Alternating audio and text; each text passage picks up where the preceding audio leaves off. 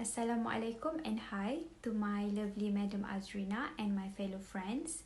So today we are going to present on Seminar 1 about supply chain management. Next, this is my group members, which is me, myself, Aina Athirah, Raihan, Anniesa, Fathul Haziqah, and lastly Shaza Najwa.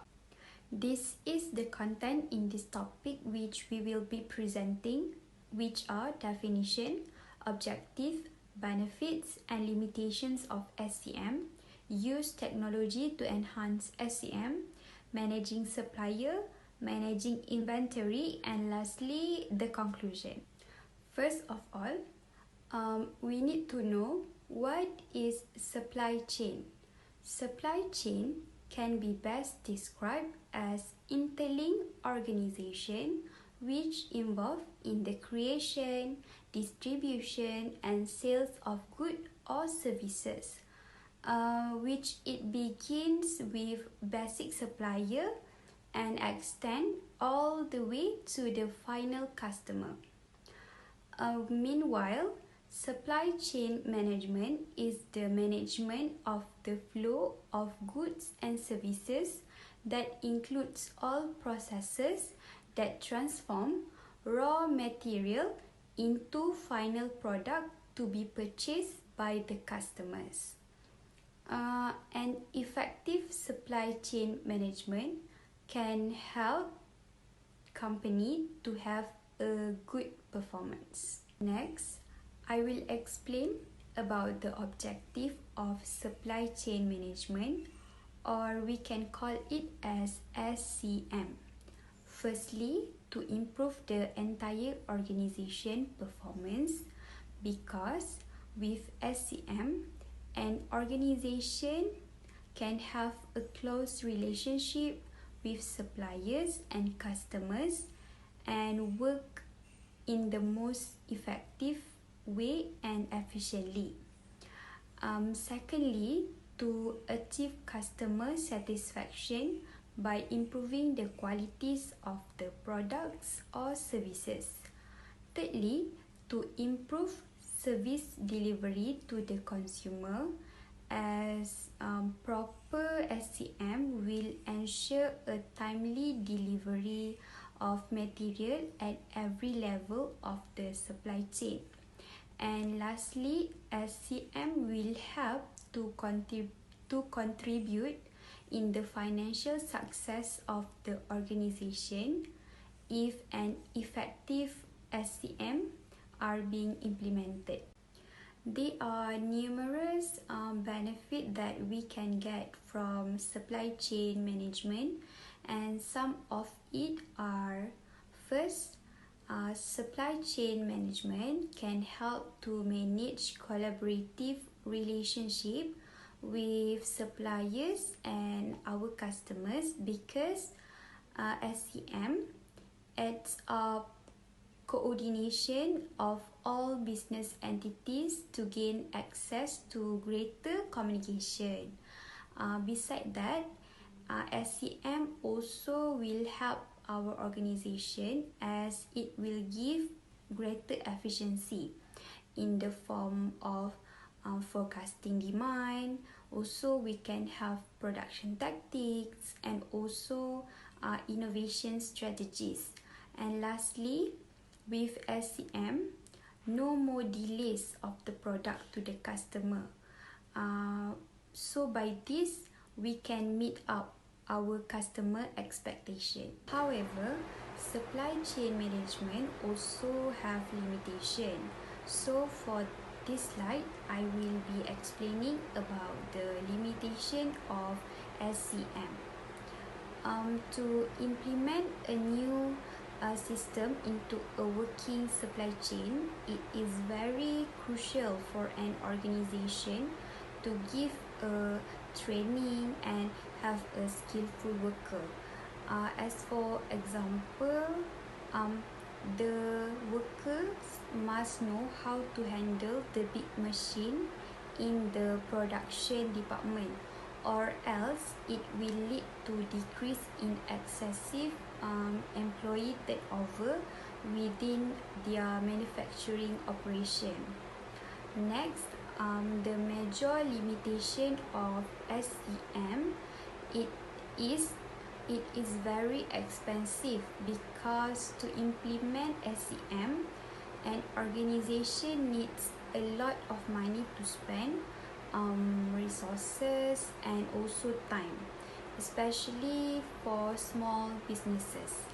And lastly, technology, where it is not only the matter of how to handle the material, but also knowledge on how to integrate the supply chain with technology.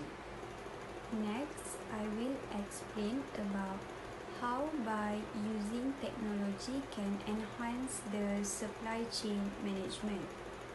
Alright, the growing use of electronic commerce has had a major impact on the designs of business processes and also accounting system. So, what is e-commerce? E-commerce is the conduct of business transaction using electronic media, such as internet.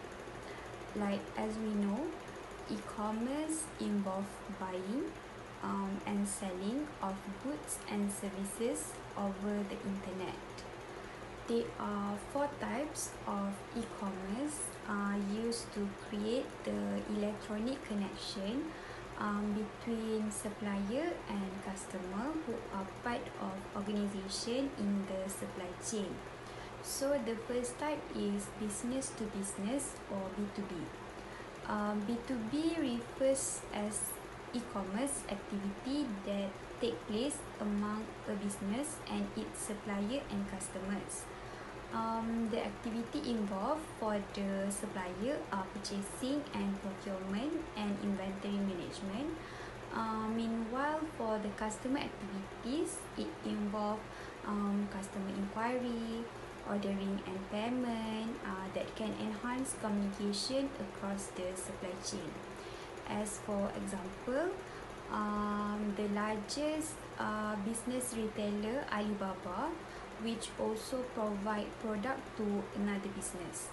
Alright, so the second one is electronic data interchange, EDI, which is the electronic connection that link organization computer system with that of its customer and supplier. Okay, for example, it is a system that link wholesaler with retail customer. So by doing this, the wholesaler can study the customer daily sales activity instead of using the traditional method by using paper before this. Next is business to consumer or B2C.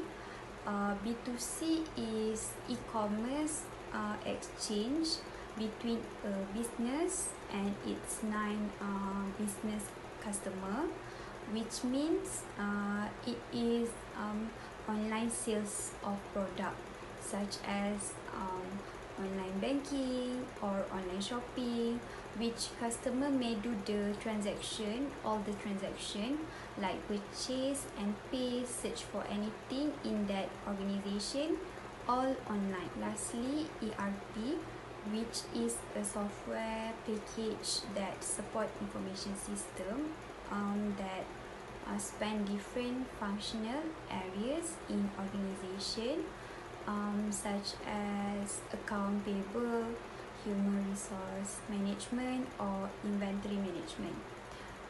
The example of popular software system that people have been using nowadays are Oracle and SAP software.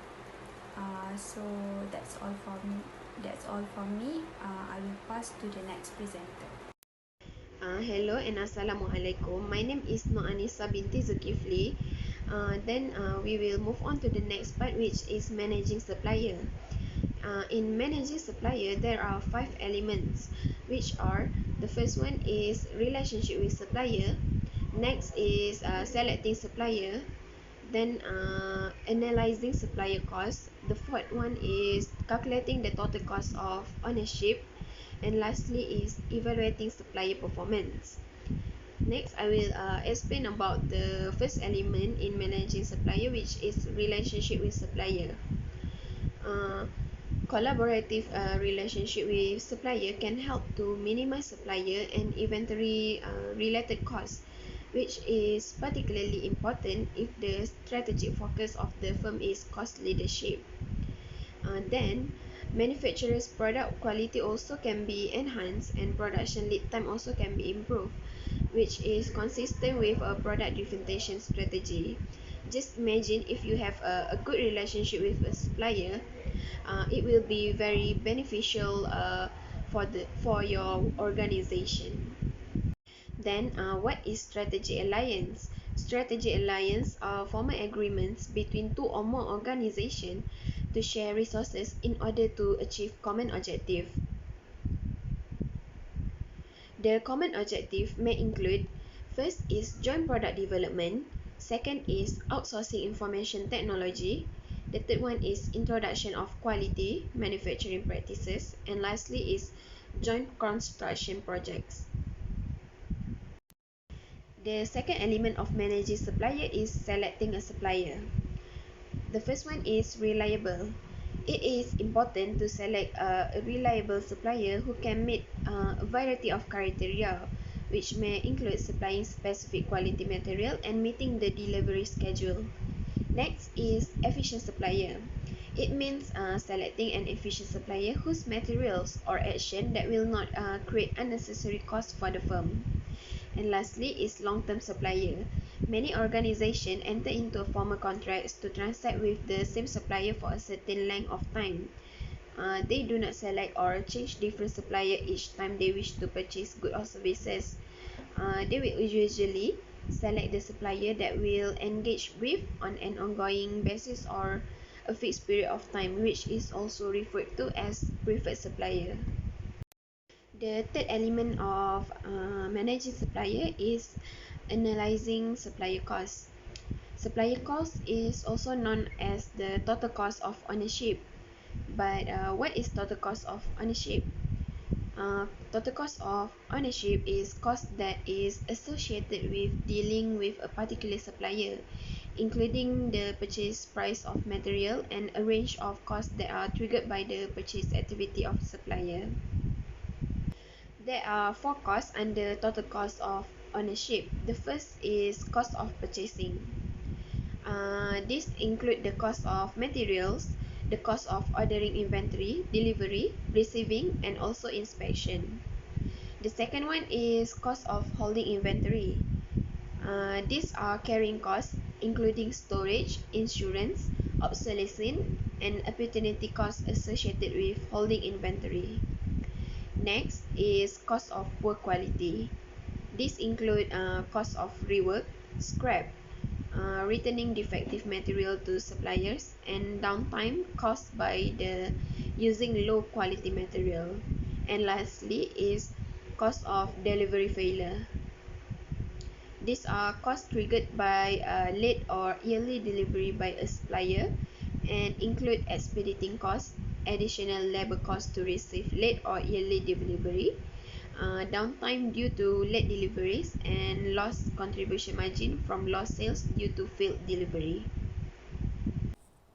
Next, we are moving on to the calculating of the total cost of ownership. The management use activity-based costing to estimate the total cost of dealing with and managing the suppliers. The suppliers are regarded as the cost project, and the cost of purchases and specific supplier-related activities are assigned to each supplier. The activity-based costing analysis involves the identification of cost drivers, so it will provide opportunities for the cost management. There are three levels of suppliers' activities and costs that are incurred by a buying organization. There are unit level activities, order level activities, and supplier level activities. The first one is unit level activities. It is an additional activities occur when problems arises related to a faulty quality or late delivery of materials by a particular supplier. These activities will lead to the internal and external failure costs. The example of internal failure costs are cost of extra machine setups, the rework of products, and the scrap.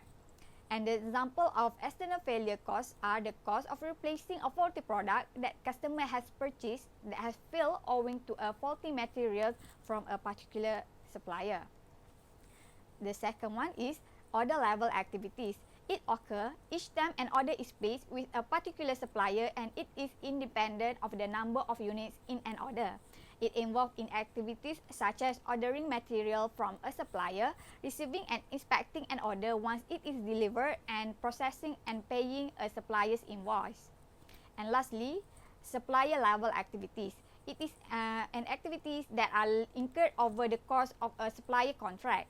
It is independent of supplier orders and the materials that are supplied. These activities include undertaking a quality audit to evaluate the supplier, the employment of a dedicated purchasing manager to manage the relationship with the supplier, and the research and development activities that relate specifically to a supplier. Next, how can we evaluate the supplier's performance? Supplier's performance can be evaluated by using analysis of supplier cost. We can compare the performance of a range of suppliers by using a supplier performance index, SPI. The SPI formula is total supplier activity cost divided by total purchase price. We can also evaluate the supplier performance by using other criteria. Firstly, we can see the ability of the suppliers to supply at the contracted purchase price. Second, we can see the material quality provided by the suppliers. Third, we can see the supplier delivery performance. And lastly, we can see the quality of relationship between the suppliers among the employees, unions, and the management. There are a few benefits of managing suppliers. Firstly, it will increase efficiency. The organizations will have more understanding on the suppliers' processes, and the suppliers will gain more complete understanding on the business they serve. Thus, this will allow them to meet their needs more effectively. Secondly, they will achieve cost savings and quality control. The strong supplier management can assist the organizations to identify cost savings opportunities, and they can also monitor the quality of the output provided by the suppliers. Thirdly, they will assess the supplier risk. When the supply chain becomes more complex, the probability of the supplier risk become high. The supplier management will help the organizations to identify and assess the risk to avoid any problems occur. And lastly, it will have a greater supply chain consolidation. The organizations will be able to adapt with the suppliers' working practices and operations. This will allow the organizations to reduce the number of suppliers they purchase from. Assalamualaikum, my name is Fathul Haziqah Binti Suffian, and I will proceed to the next part, which is the managing inventory. Okay, from this diagram, we can see that the flow of the inventory management, how it actually works. From the purchasing department, they will stock in the raw material and also the component and then stock out to the production department for the manufacturer. They will have reliable method for recording, analyzing and managing their stock of those items. And then they also will stock in to be finished product and then stock out again to the sales department for resale to the distributor. What is exactly the inventory management for the company? Okay, as a component of supply chain management, inventory management supervises the flow of goods from the manufacturer to the warehouse and from this facility to the point of sale. It is to keep a detail of record of each new or return product as it enters or leaves a warehouse or point of sale. So, organizations from small to the large businesses can make use of organization management to track their flow of goods. There are numerous inventory management techniques, and using the right one can lead to the providing the correct goods at the correct amount, place, and time. Okay, next we move to the importance of the inventory management. So, inventory management is very important to a company health because it helps to make sure there is rarely too much or too little stock on hand. So, limiting the risk of stock out and inaccurate record. So, the first important of the inventory management is more effective long-term inventory planning. So, whether you are a manufacturer, a distributor, or even a service-based business that managing indirect inventory needs, we need to have a transparent and comprehensive view of our inventory level that will make it much easier to refine our overall inventory management as well as the production, sale and supply chain planning. Okay, the second one, it can improve the process and the staff efficiency. With an inventory management system in place, our team will spend less time on low-value, tedious and time-consuming inventory tasks, and more time they will using their skill to innovate and build value.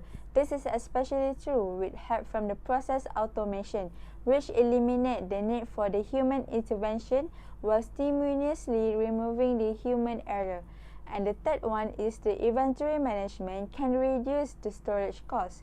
When we have absolute accurate inventory information that available in the real time, we can optimize the inventory level more effectively.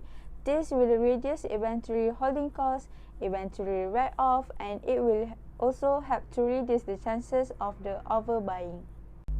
Next, we will move to the nature of inventory.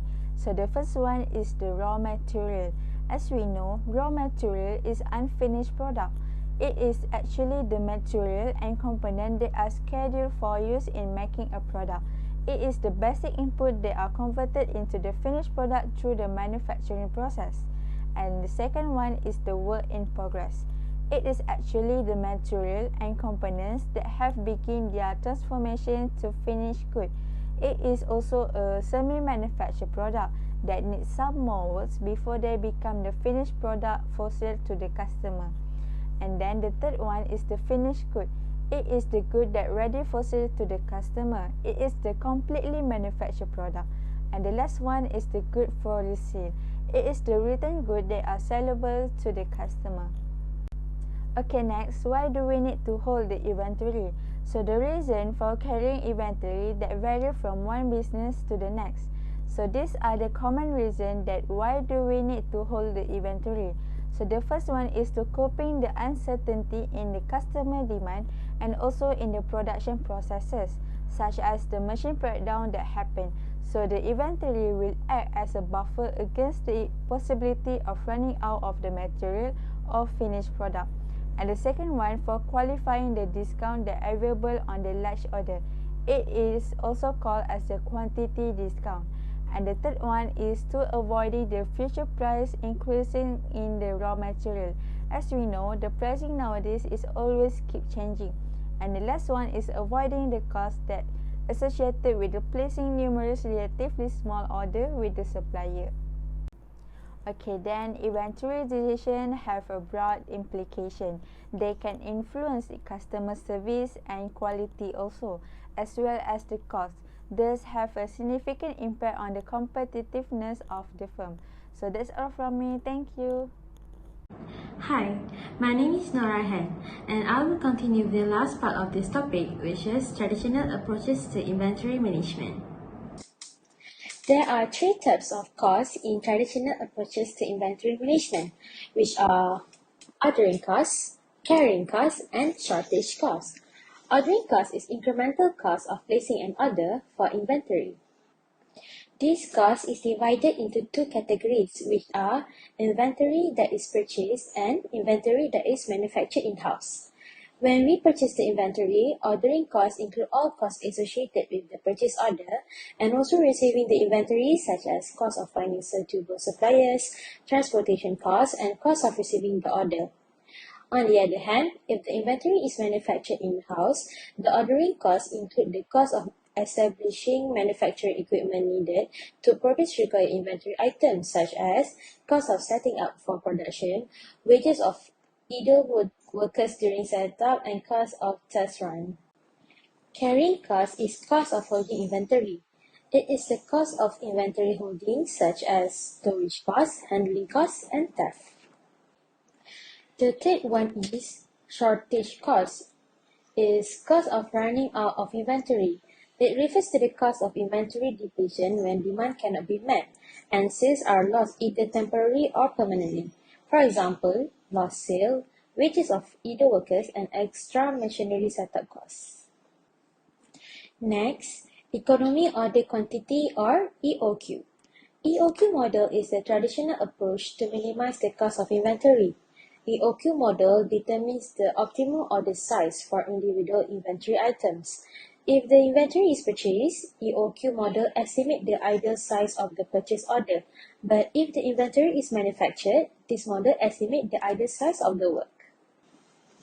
EOQ can be found using the formula square root of 2 times annual demand plus cost per unit order divided by annual holding cost per unit. This formula is best applied in situation demand, ordering and holding costs remain constant over time. In addition, another way of solving EOQ problem is by graphical method. This is a diagram of the graph. As you can see, the ordering cost lines downwards to the right.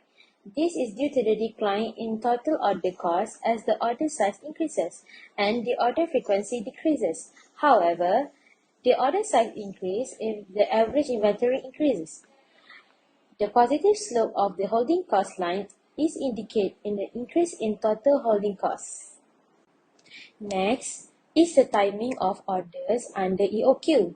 Another important decision to order an inventory is when to order. This is where we use inventory reorder point or ROP. ROP is the level of inventory on hand that triggers the placement of an order from the supplier. This decision depends on the lead time and the rate at which inventory is used in production. ROP can be calculated by using the formula of inventory use per period of time times with order lead time plus safety stock. Lead time can be defined as the length of time between placing an order and receiving an order. If the company purchased the inventory, the lead time is period between placing and receiving the purchase order. On the other hand, if the company manufactured the inventory, the lead time is time between placing the work order and completion of the goods. Safety stock can be defined as the extra inventory kept on hand to cover any above average usage or demand. Lastly, the assumption underlying EOQ. The first assumption is inventory usage or customer demand is known and constant. Next, the incremental ordering costs are known and are constant per order.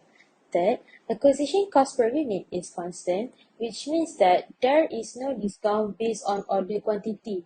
Fourth, the entire order is delivered at one time.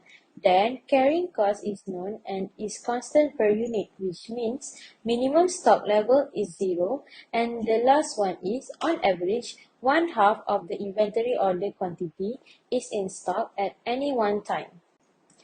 In conclusion, for supply chain management a supply chain is made up of all companies involved in the design, manufacture, and delivery of the product to the market. The SCM is the coordination of production, inventory, location, and transportation among the participants in supply chain to achieve the best mix of responsiveness and efficiency for the market being served. Companies must align their supply chain with the demand of the market they serve in order to succeed in competitive markets. Companies that excel in supply chain performance now have a distinct competitive advantage. With that, thank you so much for listening.